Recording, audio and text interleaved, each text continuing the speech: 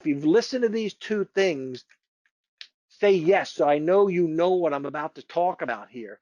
And if you haven't, you need to listen to these things. I'm telling you,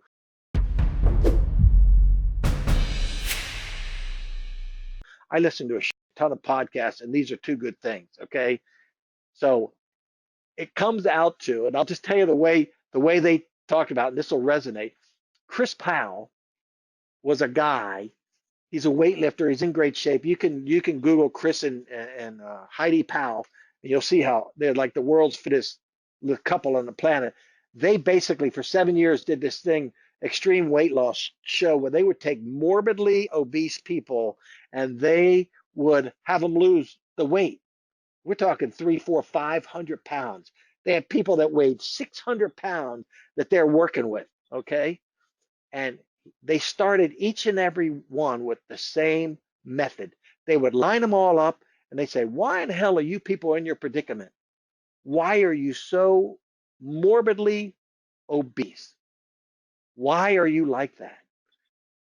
And he would look them in the eye and they would go, I don't know. I eat too much. He go, nope, you lack.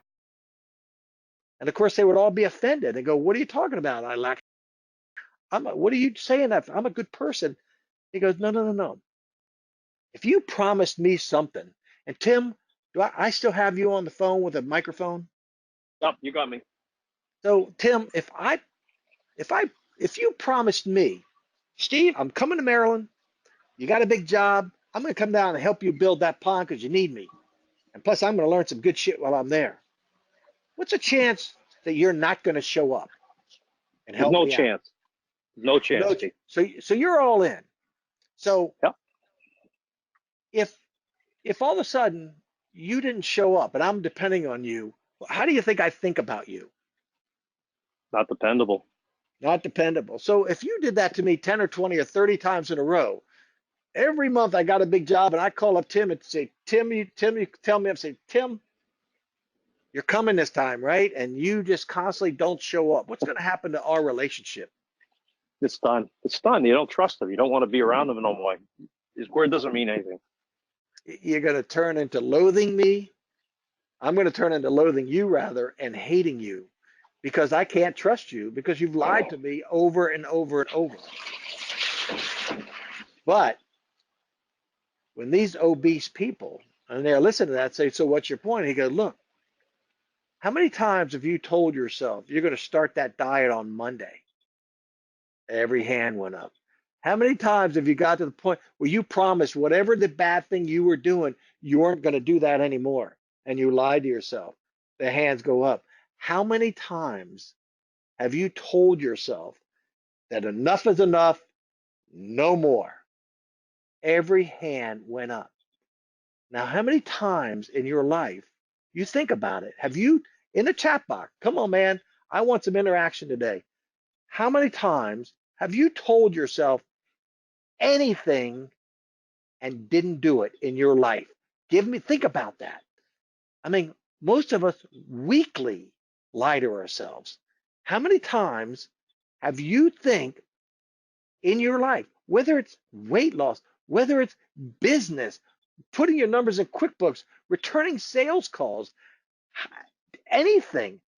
How many times have you abused someone or been abused by someone and you go, the next time that happens, I'm done with them. But the next time, the next time, the next time, the next time, all that shit that is the next time comes up, you just ignore it. You lie to yourself and it doesn't become true. So here's the scary part. If someone screws you over, lies to you repeatedly, how many times does someone have to lie to you before you would cut them off? Just say, I'm done with you. I don't want to be with you. I don't like you anymore. In fact, I freaking hate you. Don't ever talk to me again. So you guys are saying that with just a very few times people lie to you, that you're going to cut them off. But yet, how many times you all said you lied to yourself in your lifetime? Thousands of times. But do you cut yourself off?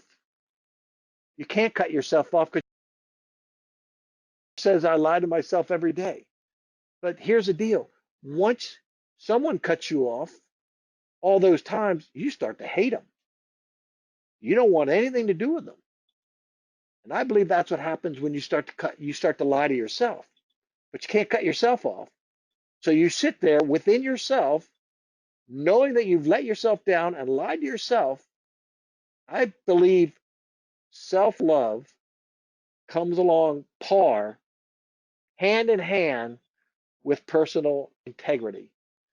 But you cannot like yourself with the shit you're doing to yourself.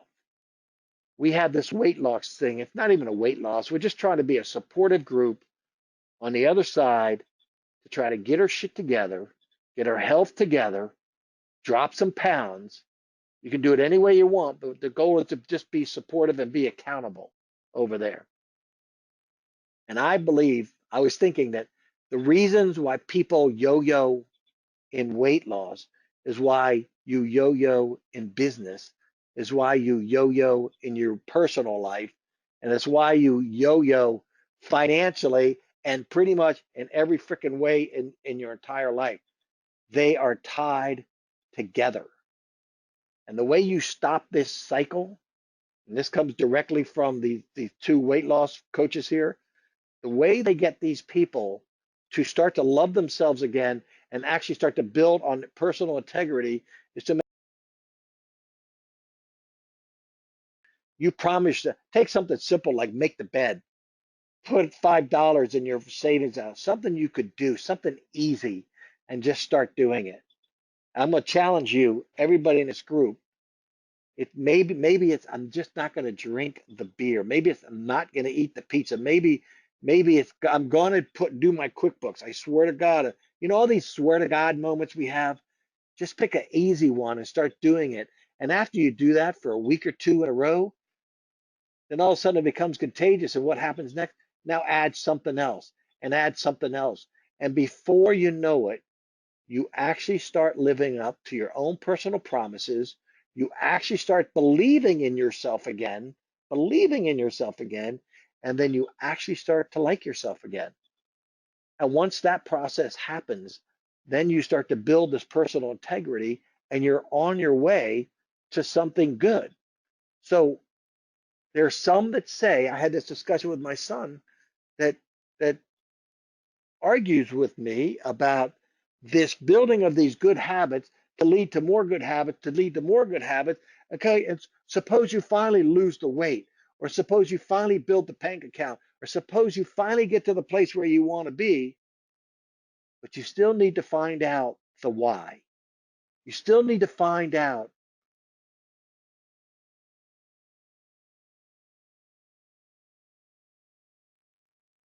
I don't have the answer for that. That probably should be done with a shrink, someone that can walk you down that path. Very few of us are able to figure it out on our own. Maybe you can, but that's not my goal. My goal is to get you to put one good foot in front of the other and keep walking. Okay. And the reason I'm talking, the reason I'm starting this healthy program over on this other side, one of the reasons I'm doing this, the reason why Tom, Derek, Tim, Greg, myself, the reason why we do all this stuff, the reason why you mentor people, the reason why you are accountability buddies with someone else in this group is to save your own. This is one of the benefits of doing it.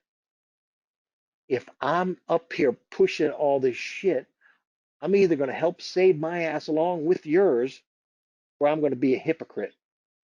And I'll be goddamn if I'm going to be a hypocrite.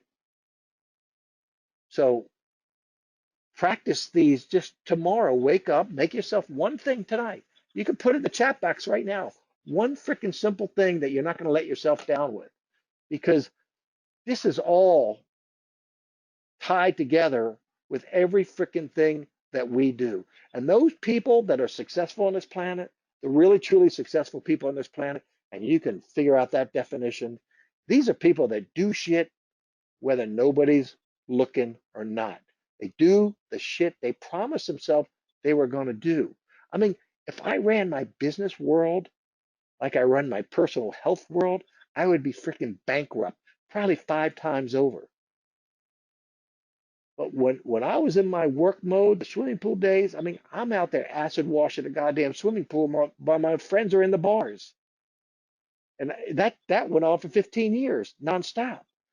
I was not, nobody swayed me for what I wanted and needed to do because I had a bigger goal in mind.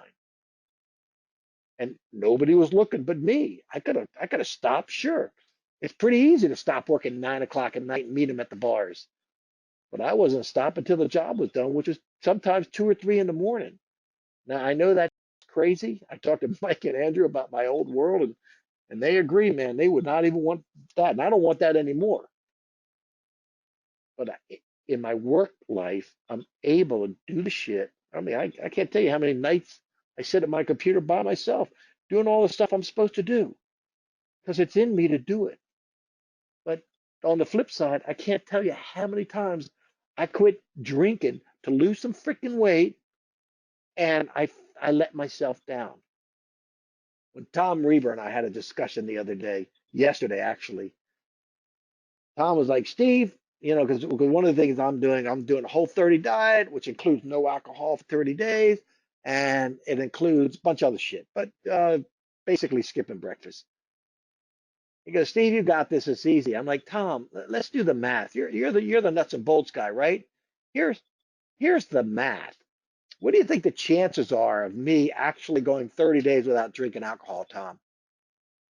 He goes, if you want to do it, 100%. I said, I can remember since college 4 times in my life actually going 30 days or beyond. One time I went a year, one time I went like 60 days, and then a couple of 1 months. I've done 4 times. I said, Tom, how many times do you think I've promised myself, okay, I'm going on the wagon. Think about it. How many times have you said to yourself, I'm going on the wagon? The wagon might be ice cream, it might be alcohol, it might be you fill in whatever. How many times have you promised yourself you're going on the wagon with fill in your blank? Well, I told Tom, I said, Tom, I bet I promised myself I'm going to quit drinking for a month or a week or whatever the time frame. I'm going on the wagon 100 times. I've succeeded 4. So you guys have been in the group a while. If I promised myself 100 times I was going to stop drinking and I've only done it 4, what is my probability that I'm going to be successful over the next 30 days? Can someone do that math and put it in the chat box for me? That's right. Okay. So that's not a very high percentage rate. So what do I have to do? One of the things I'm using is using as a support group. I'm using that group over there as a vehicle, not to help the 15 people that are members of it, but to help myself out also. So this personal integrity thing goes wide and deep. And if you want to hear more about this stuff, please listen to the MFCEO. It's called 75 Hard. And then listen to that Ed Milet. Greg, you could post it in our site too, because it's a fascinating topic to talk about.